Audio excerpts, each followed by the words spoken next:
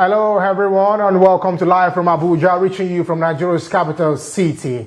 On the show, we will take you through major events in politics, entertainment and sports that shaped the week in Nigeria and across the world. I am Jane Francis Mweze. Sit back, relax and enjoy the show. I am Ademola Lawrence. Indeed, an interesting week for Nigeria, from May 29 being the Democracy Day, and of course, the new introduction of the Nigerian national anthem. What a week. Well, of course, it was a massive one. I was going to say that was the high point of the week. It's going to dominate, or rather dominated a lot of discussions before, after people were anticipating, and after people, continued talking about it. So it's there's a lot around what this administration have done in the last 1 year, where it's aiming to go.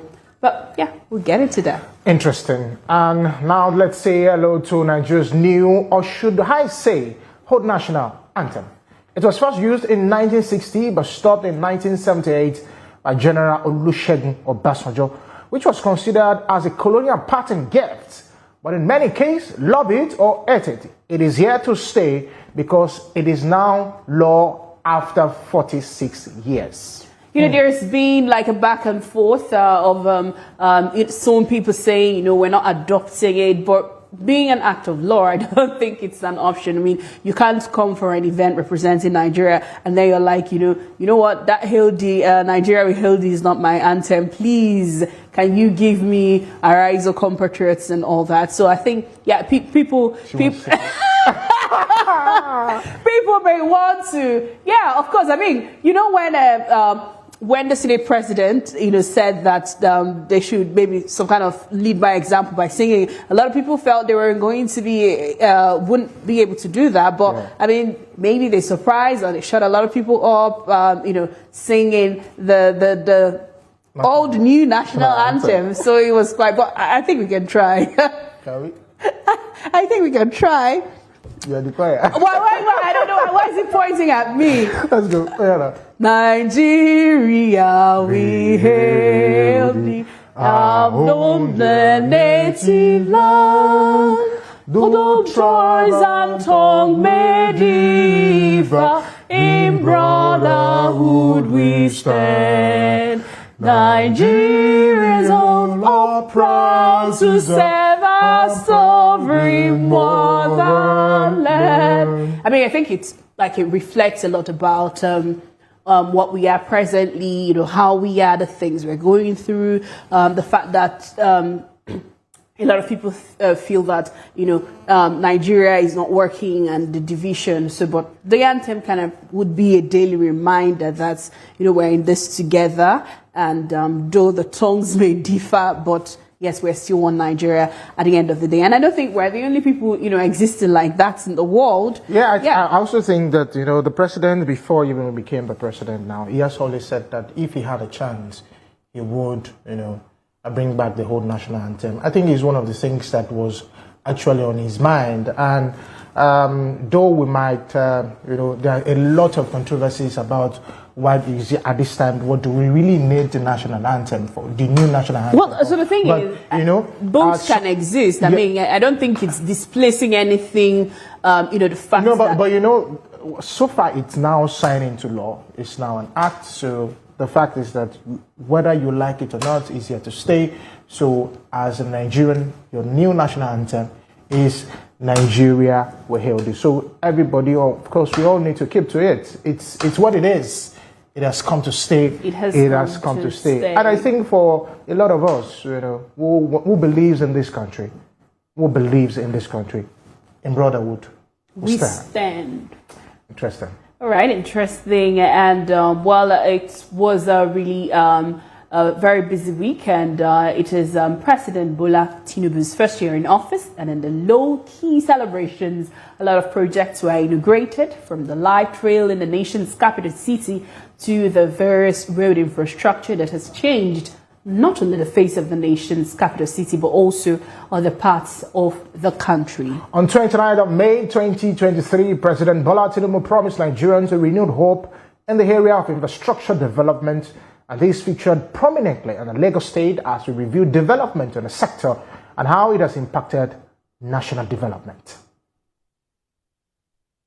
One of the few policies President Bola Tinubu designed to revamp infrastructure and grow Nigeria's economy is the establishment of the Renewed Hope Infrastructure Development Fund.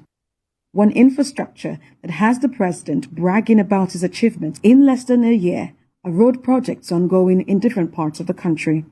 To me, today is my day to brag. It's my bragging day. Don't be afraid. We will do this road. 700 kilometers.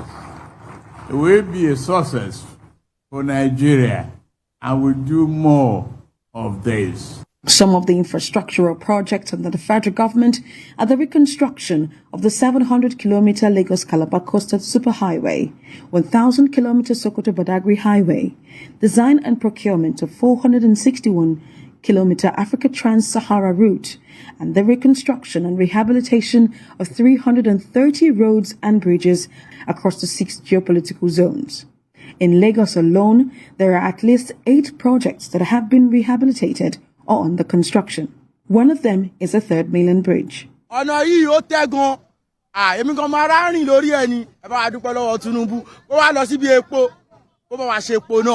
The government says the coastal highways in Nigeria will be transformed into tourist destinations with enhanced security, recreational facilities, and efficient transportation, cutting down travel time by 50% nationwide. 700-kilometer Lagos-Calabar Coastal Route is built in 6/10 lanes, where we have a lot of infrastructure, where we have urban development.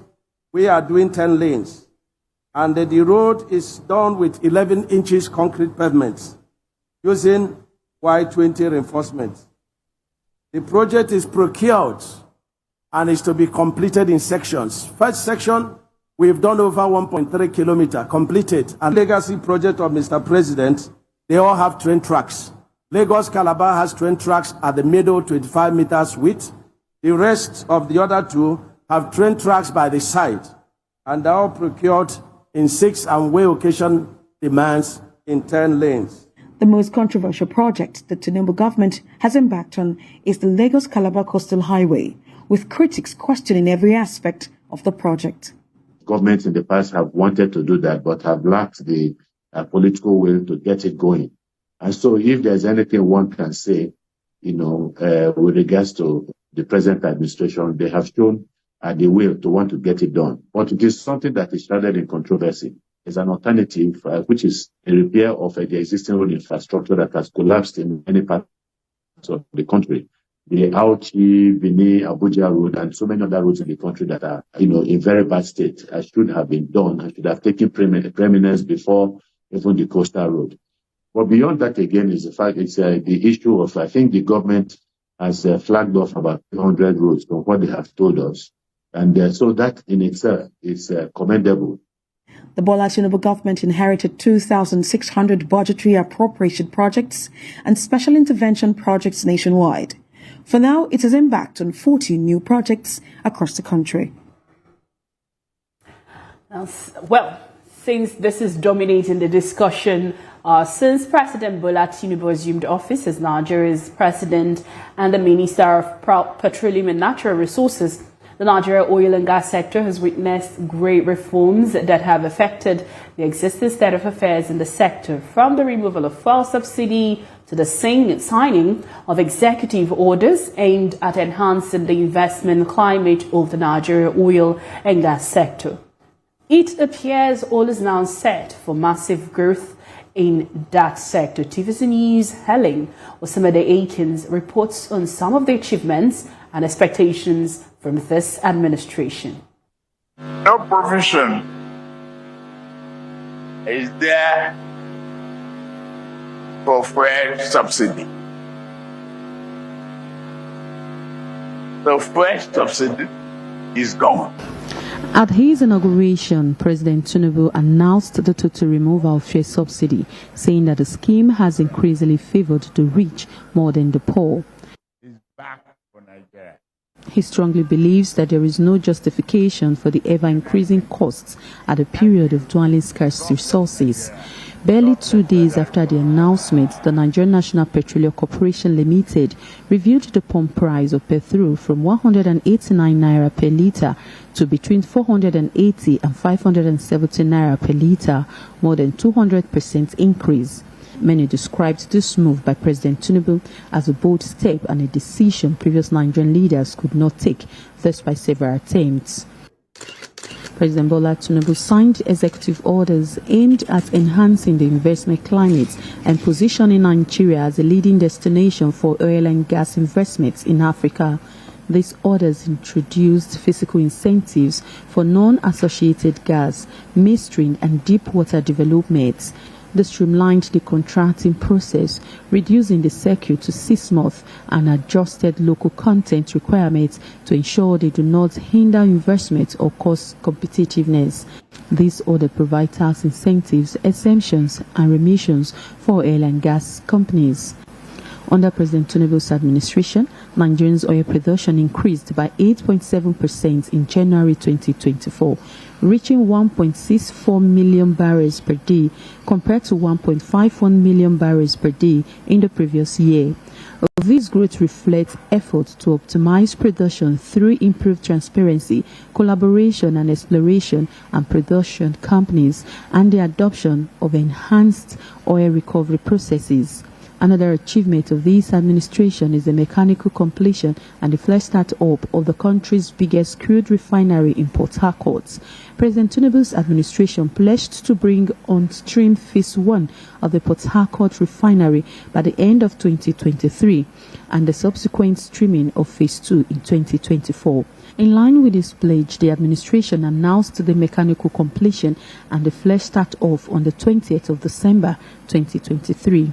The Port Harcourt refinery comprises 2 units, with the old plant having a refinery capacity of 60,000 barrels per day and the new plant 150,000 barrels per day, both summing up to 210,000 barrels per day.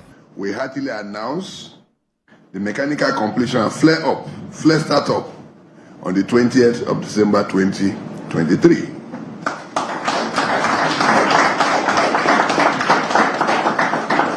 This heralds the commencement of production of petroleum products after the Christmas break. In its quest to deliver gas to provide additional power generation capacity in Nigeria, President Bola Tinubu's administration flagged off the Gwagwalada Independent Power Plant project of the Nigerian National Petroleum Company Limited.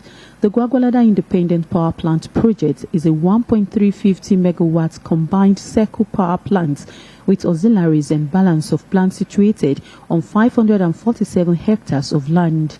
The project will generate between $700 million and $800 million annually within the first 10 years of operations.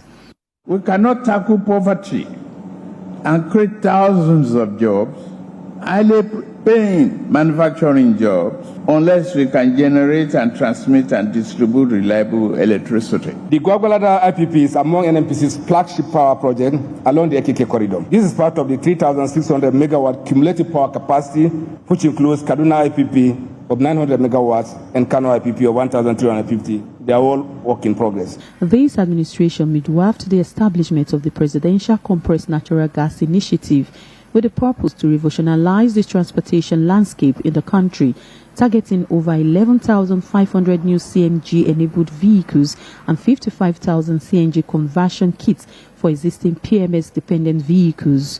With 209.5 trillion cubic feet of proven gas reserves, Nigeria ranks 9th in the world among gas-rich countries, but the country is still far away from full utilization of these abundant natural resources for both domestic use and exports.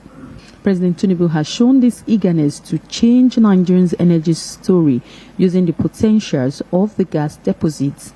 On 15th May, the President commissioned 3 gas infrastructure projects in Imo and Delta states. The projects commissioned by the President include the ANOH OB3 CTMS gas pipeline and the ANOH gas processing plant in Asa community, Ohaji, Egbema local government area of Imo State, and the AHL gas processing plant, 2 gas projects in Kwale in Delta.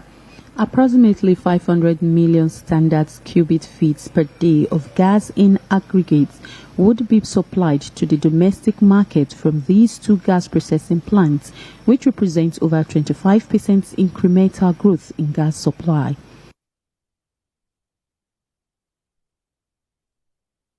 And that poverty should not prevent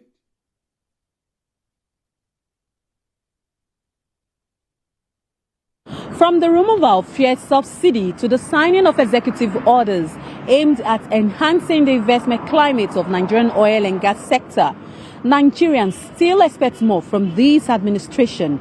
They hope that the 3 years left out of his first tenure will bring tangible changes with obvious impacts on lives and livelihoods.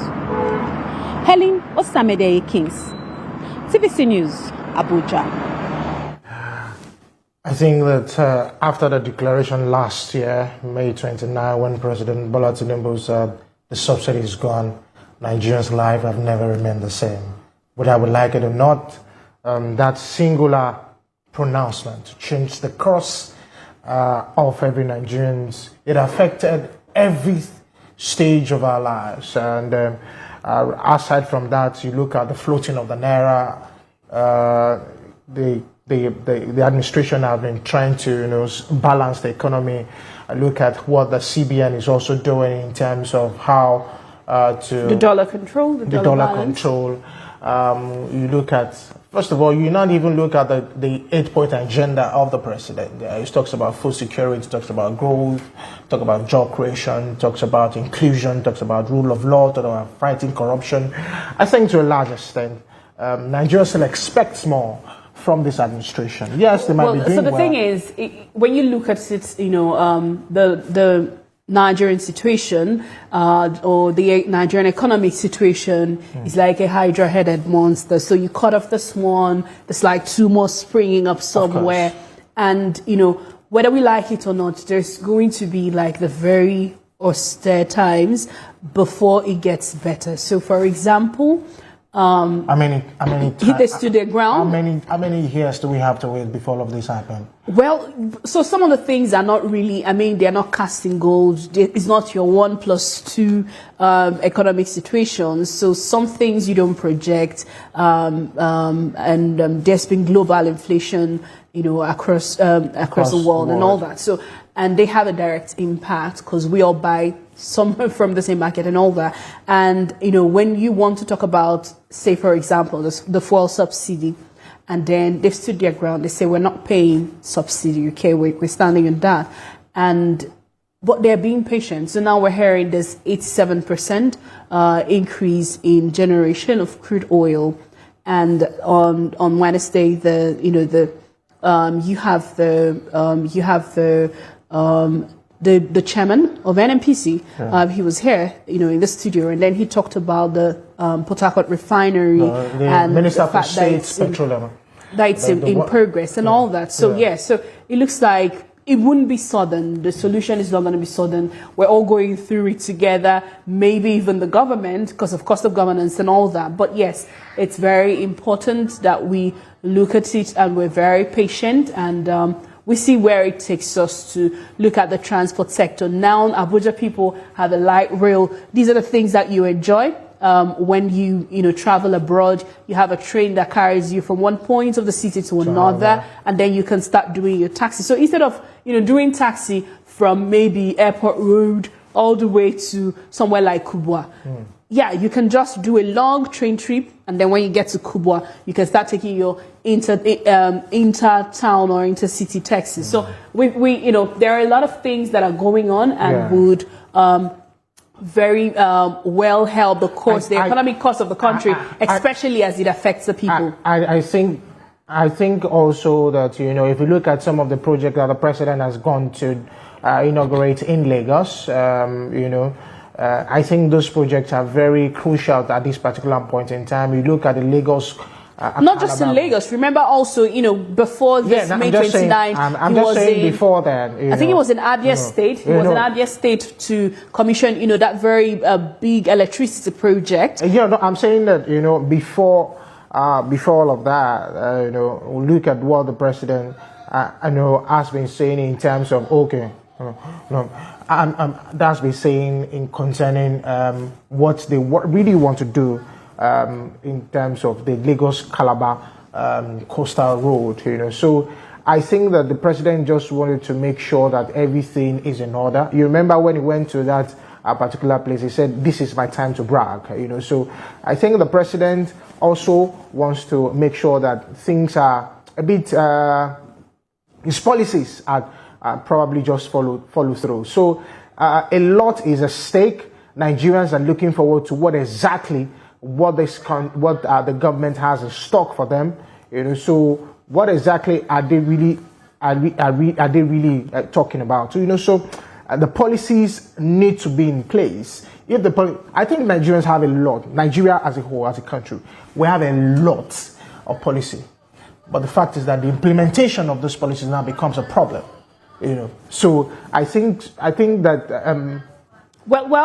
Basically, I understand what you're trying to say, Ademola, and we're looking at it from the perspective of also, sometimes when you want to talk about business, economy, people want to know all these policies you're making, when will it translate to, how much I pay on transport to the office, on how much I buy bread, basically, and all that. So it continues to become the issue of at the end of the day, what is the standard of what's going to be the standard of living for everyone and all that. So yes, it wouldn't be easy, and we continue to experience these things. We continue to ask questions, economic questions, implications of businesses and all that. So we wait to see how it's going to pan out. But yes, very interesting, and of course, happy 1 year anniversary of this administration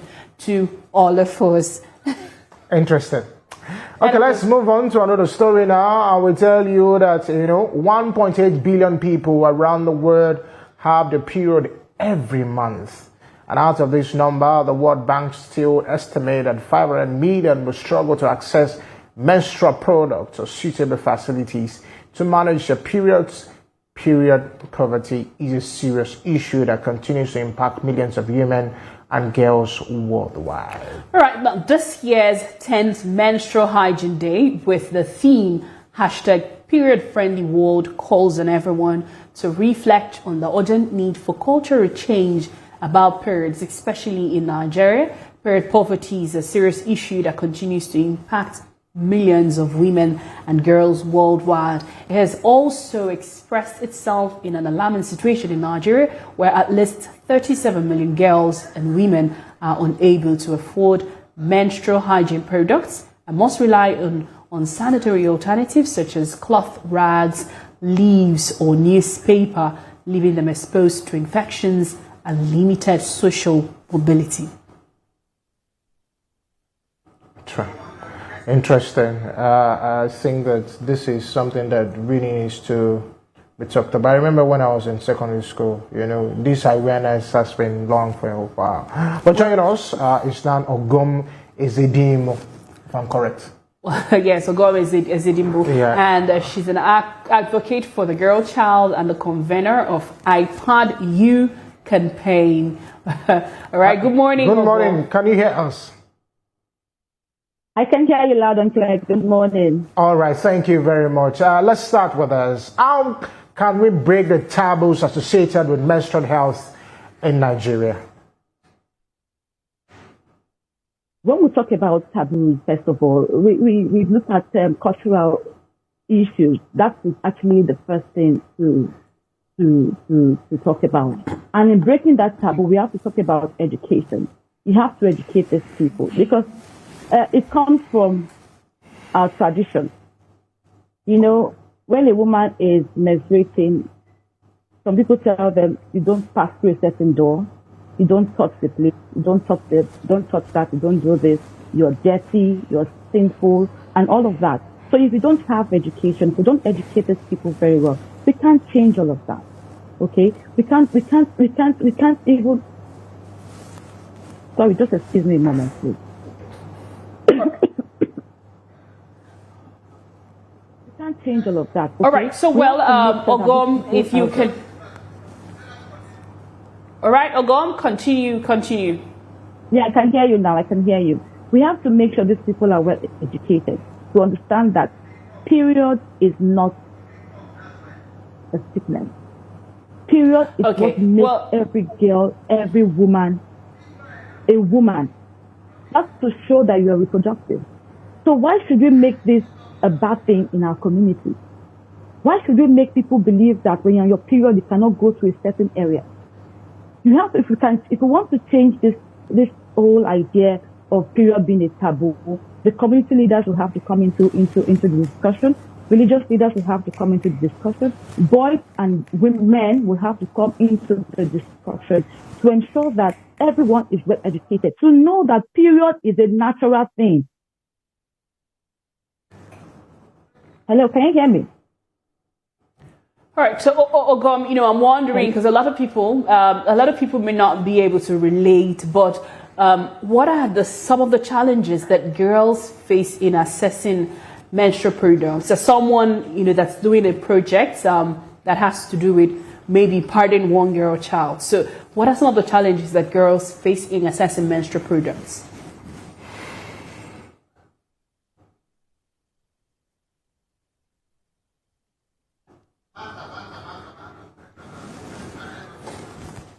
Well, I remember as a secondary school girl and the experiences that people share, and so many years after that, you still hear that up to 37 million women, those girls and mothers, still find it difficult to have a proper menstrual hygiene, and like you really bother about it, But of course, with what we have, with the current economic situation, you will understand that it's real. I mean, when your sanitary towels goes from maybe 400 naira to now 1,007, and it's like, okay, so maybe people who could afford it when it was 400 now would have to look for alternative options.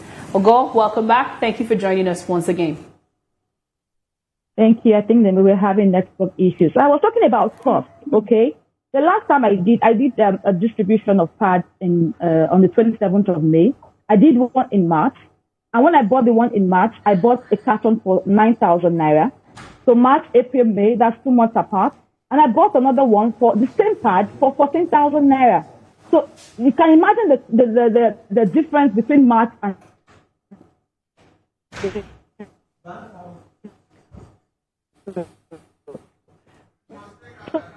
well, like she's saying, and like the experiences also are, many people would be counting. Continue, Ogo. Can you hear me at all? Can you hear me well? Yes, we can. So we're talking about cost, right? Now we have the issues of availability. Okay, some young girls can't have access to this pad, especially those at the grassroots. You still find young girls using pieces of clothes. You still find young girls using tissues during their monthly cycle. They don't have access to it at all. So that's why we're asking that these things should be made affordable. These things should be made accessible. It's not a difficult thing, I tell you. It is not a difficult thing. It's just that will to make it done. And if we have that will and passion to make sure that all our girls are safe, because the truth of the matter is, when your menstrual cycle is not hygienic, there are health challenges that can come in the future. We talk about reproductive issues. We talk about urinary tract infection. All of this can even make a woman to be infertile in future. So if we don't make all of this accessible, clean water, clean bathroom for them to wash up, a disposable can for them to throw their parts away, soap to wash their hands when they are done, before and after they are done, in the nearest future, we'll have a lot of health challenges to deal with. Okay, I totally understand. As someone who has a younger sister, of course, mother, so I can actually understand these challenges that you've just enumerated. But, access to this product and services is just one of a complex set of challenges that contribute to period poverty. How can these be changed? Because we really need to look into this. We have to change our orientation. We have to make sure these parts are subsidized or better to give them for free. When you go to parties of well-to-do Nigerians, when you see the bottles of champagne they put on their table, they tell you how much that will cost. That can give a whole community of young girls pads for 1 year. We have to find a way to make these companies who produce this pads and make them tax-free.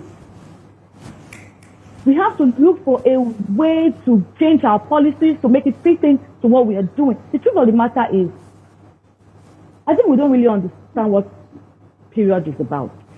Because it's a choice if I want to have sex and if I want to have sex with or without a condom. But it's not a choice for me to have my monthly period. It is something that has to be done. So we have to look for a way to subsidize this pads or give them out for free. And we can do it if we want to do it. All right. And, when you talk about hygiene, safer periods, I'm wondering what do these things consist of? When you say safer hygiene during a menstrual period, what do they consist of? And how can we have access to better hygienic and safer spaces for women and girls in schools, workplaces, and the communities generally? I walk into a mall. How do I ensure, that there's a safe, hygienic space for me if I'm on my period?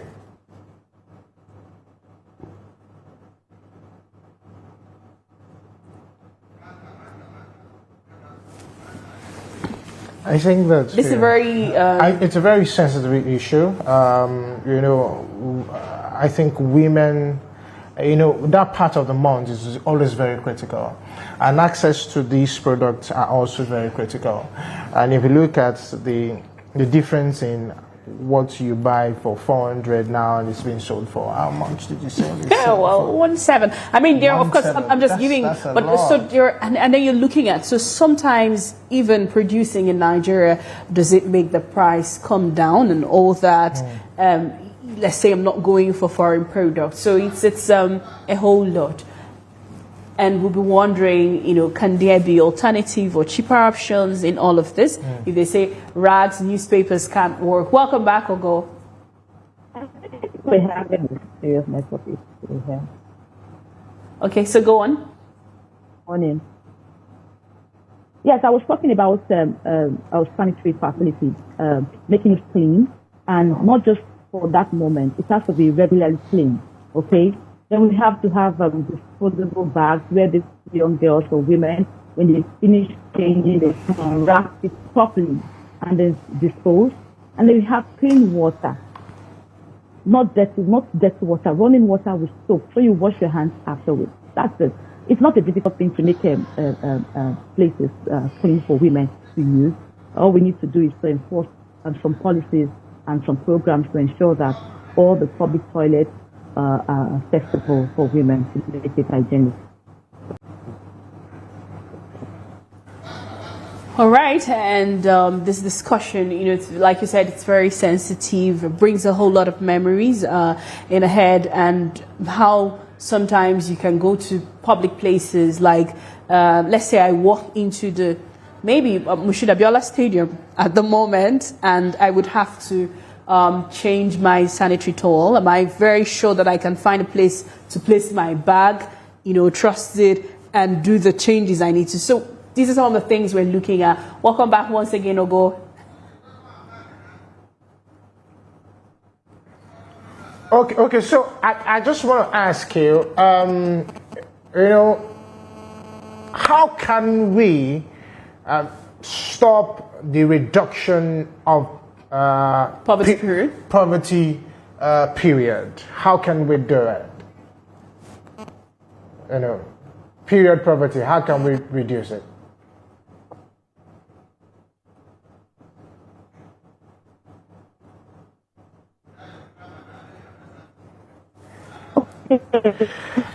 I think, you know, because we actually wanted to get her opinion on this, it is very critical that we do. You know, I was saying that it is a sensitive one. Now I also understand why, you know, during that period, there's a lot of mood swings. There's a lot of, you know, when women pass through all this process, you don't even have access to it. When you now have access to it, at what range did you have access to it? You know, so there's a lot of it to talk about when it comes to, you know, having access to science. Yeah, and of course for different people it happens in different ways. So there are people who, you know, who would have like the cramps, so it's painful, but then you can't go up. I mean, it's like when you're having flu and then it's making you very uncomfortable. And you're telling people I have flu, but they don't get it. They're like, yes, it's flu. But I mean, you know what you're going through. So you can't go about telling everybody, you know, I have cramp and all that. So sometimes it's also the fact that no one really understands, you know, what you're going through, and like nobody caused it. So there's nobody to be angry at, but you just know that you have this discomfort and you can't help it. So it's, it's quite, a lovely period. I think so. When we come back from this break, we'll have more for you on Live from Abuja. Togan will be right back. Life is politics. In Nigeria, almost every part of our lives is touched by the politics we play. Governance, legislative matters, the economy, security, foreign affairs, internal affairs. Have a feel as strategic plays in the political space determine how we live in Nigeria. The players, the drama, chess piece moves. Be kept informed. Watch analysis of major happenings in the political space and how it affects you. Watch Politics on Sunday. Okay, I heard Ogum is back. So on a final note, I was asking that how do we reduce poverty period? Yes, exactly. That period poverty. Yes, first of all, period poverty, let me explain what it is when a woman or a girl cannot access pads or any other product just at that point that she needs them. Now, we have to look into local manufacturing. We have to see how we can help our local manufacturers to produce. Remember, some of the people who were into production of parts left the country because we had issues with our economy, you know, so we have to look inward. The local manufacturers will have to look for ways to support them. Tax. The taxes are high. We can exempt them from paying taxes, so we can have this. And then secondly, individuals, politicians, when it's time for your election, you come and tell us that this is what to do, we have to vote for, you have to do this. What have you done for our young girls? We should start from there, because if we have to make our community period friendly, these are the things we need to look into. And that's what we are preaching this year: period friendly environment, period friendly world. If we want to make our community friendly when it comes to supporting women, you know, you have to give it to them. You, as I'm talking to you, that's even asking me questions. Have you ever given a lady a pad before? All right, thank you very much. Thank you for your contribution. A lady with a pad? I'm asking you, have you supported a lady with a pad before? Because it has to start from you.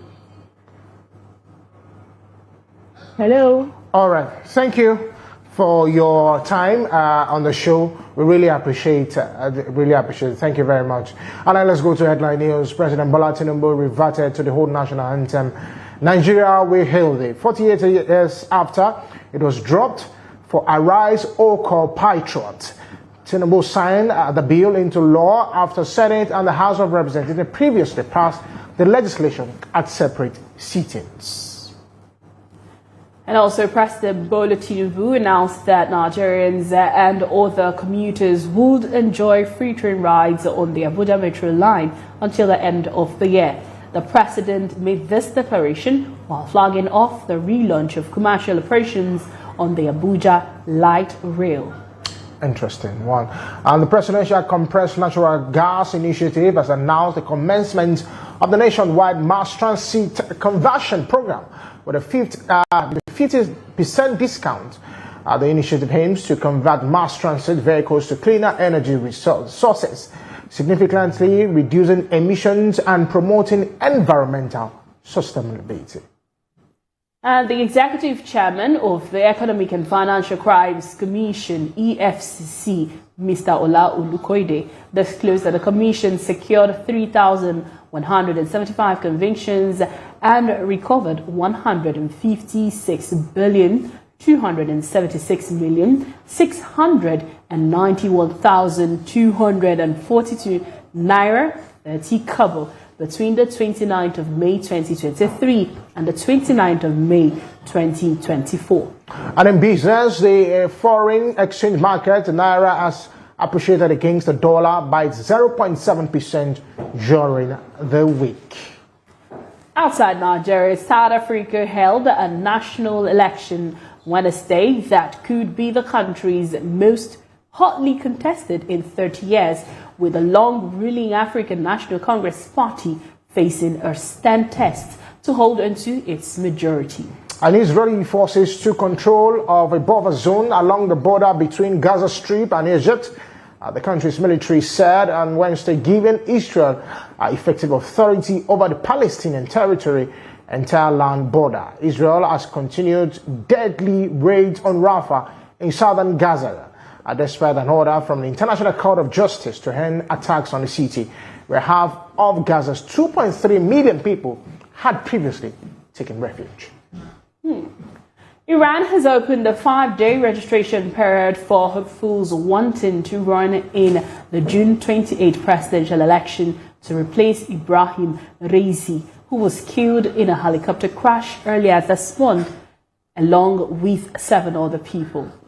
Interesting. And that's the headlines for you. This year's themes of National Children's Day is Children Have a Voice, and let them hear, and let them your ears. It focuses on the need to raise awareness, to advocate for children's rights, and raise awareness about their needs. And joining us to discuss more on this is Miss Toromade Faderera Mary, a program officer with the Children of Africa Leadership and Values Development Initiative. Thanks for joining us. Thank you very much. Thank you. Good morning. Thanks Good morning, Mary. Thank you for coming to the studio. Thank you. Let's talk about this year's theme. Children have a voice. Let them hear. Let them your ears. What do you think about the theme, and how does this, give children the hope? Okay. As we all know, children, especially in Nigeria, where we are, they are faced with a lot of challenges, abuse in different forms, sexual abuse, trafficking, child labor, and the likes, that they go underneath without voicing out because of the approach that we as parents and other stakeholders, uncles, aunties, give to children. We do not accommodate their feelings, their thoughts, because of maybe societal norms. So that is why CalDev came up with Children Have a Voice, Lend Them Your Ears for this year's Children's Day celebration, because we have been doing things the same way and we are not seeing changes. The Child Rights Act, for example, has been domesticated in a lot of states, but it has not been fully implemented. They might have been domesticated, but what are we... Okay. What are we doing about it? What results are we getting from it? Most of our parents, our children, they don't have this relationship that allows them to bring out their innermost fears and their troubles and experiences. Imagine the case of the late British bullying that happened. I'm sure that bullying must have started from somewhere. It didn't just resonate to that action that day. I'm sure it must have been starting gradually, little by little.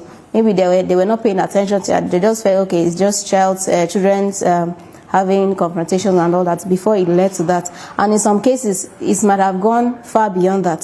Some children have passed on due to bullying, or they even commit suicide because they cannot communicate what they are feeling or their experiences with their parents or whomever they are living. Sometimes some children are even experiencing abuse right in their own home.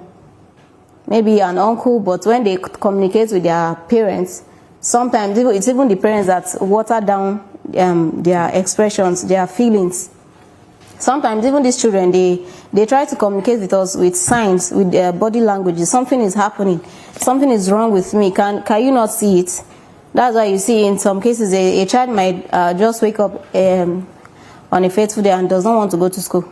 Maybe the child is experiencing something from school or something somewhere. He does not want to go to, or you are sending that child, or okay, go to uncle this, go and do this. And he said, no, I don't want to go, or he's feeling reluctant.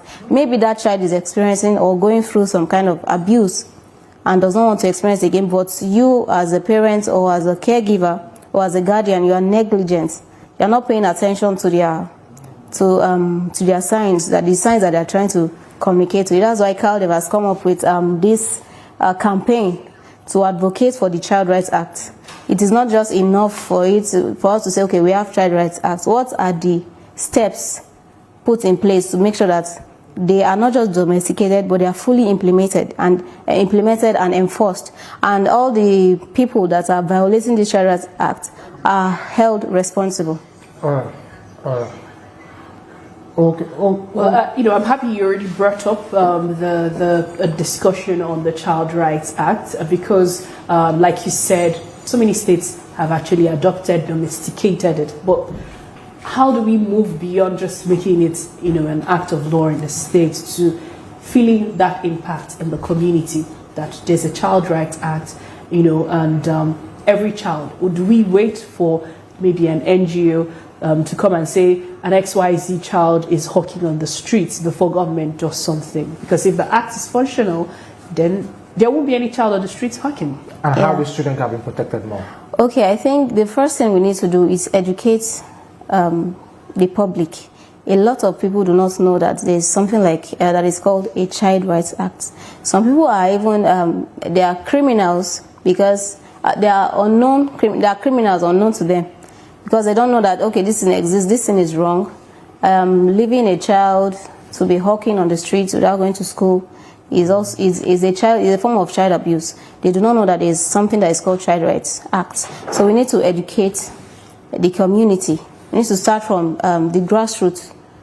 We need to go to them with advocacy. We need to start from the confines of our rooms. Educate your children. You yourself, educate yourself. What is this? Is this what? Do you know that in the Child Rights Act, marking, creating or giving children marks, tribal marks or tattoo, without their consent, all these tribal marks that they used to give children at birth, it is wrong. It is against the law, and anyone found doing that is supposed to be punished, fined, or even face a jail term.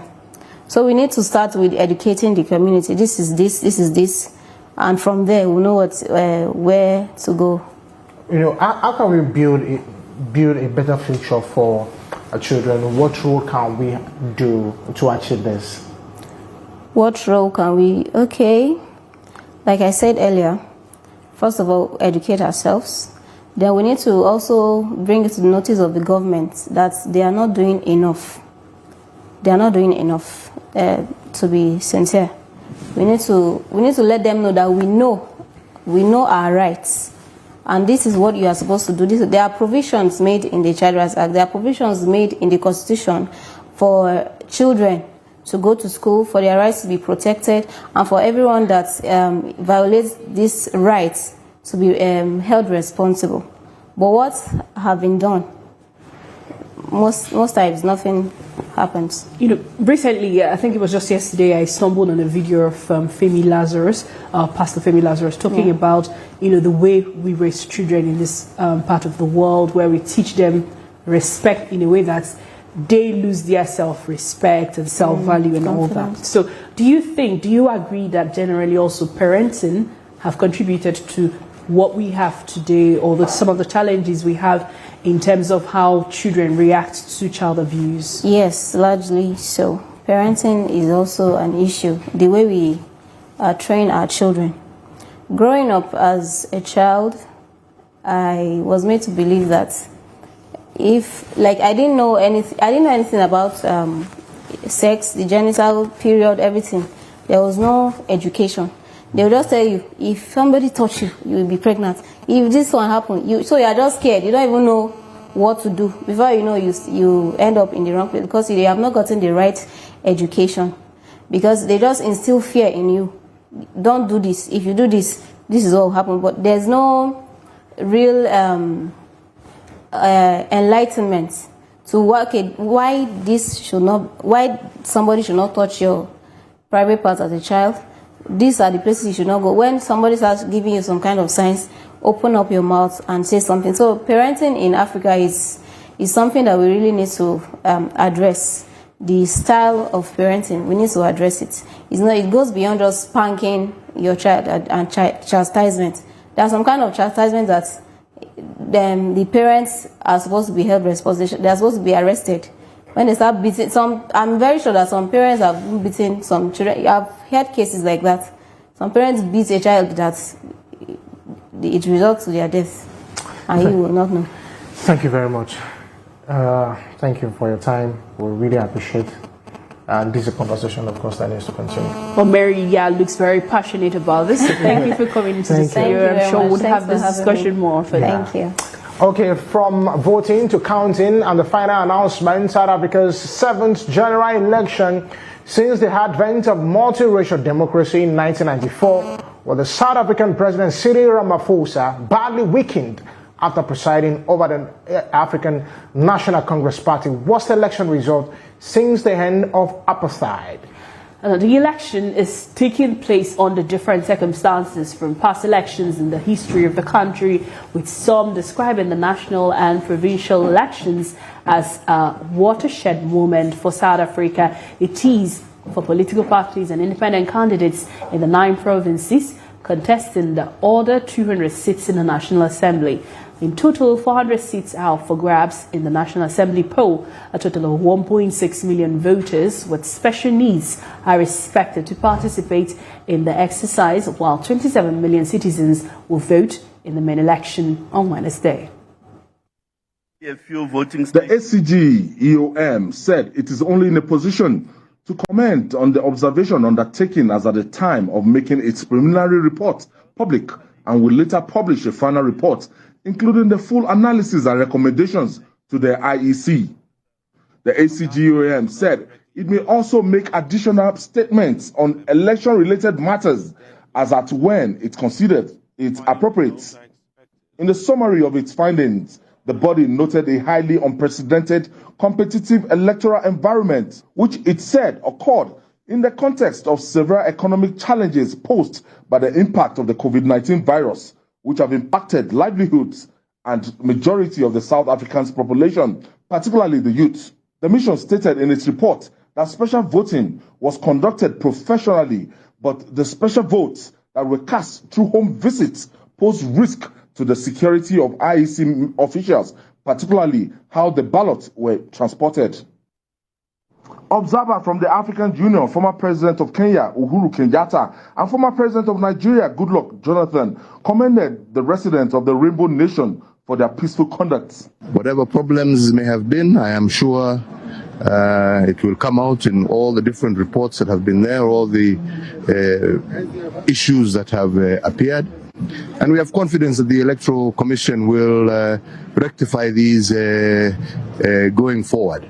We don't doubt the credibility of the Electoral Commission, and they will bring out the correct results for us.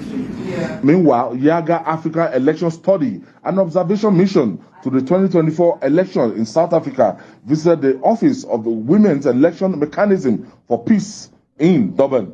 Delegates spoke about women participation in the South African elections. I was quite excited to see that There are women in different parts of the country who are monitoring the elections, especially from the aspect of peace, and then also monitoring to ensure that the process is not just peaceful, but it's also disability friendly. We hope we learn from this and when we go back home in Nigeria. Report by the South African election body, IEC, says the exercise went on peacefully across the country. Ayodele Zubakun, TVC News, Johannesburg, South Africa. Life is politics.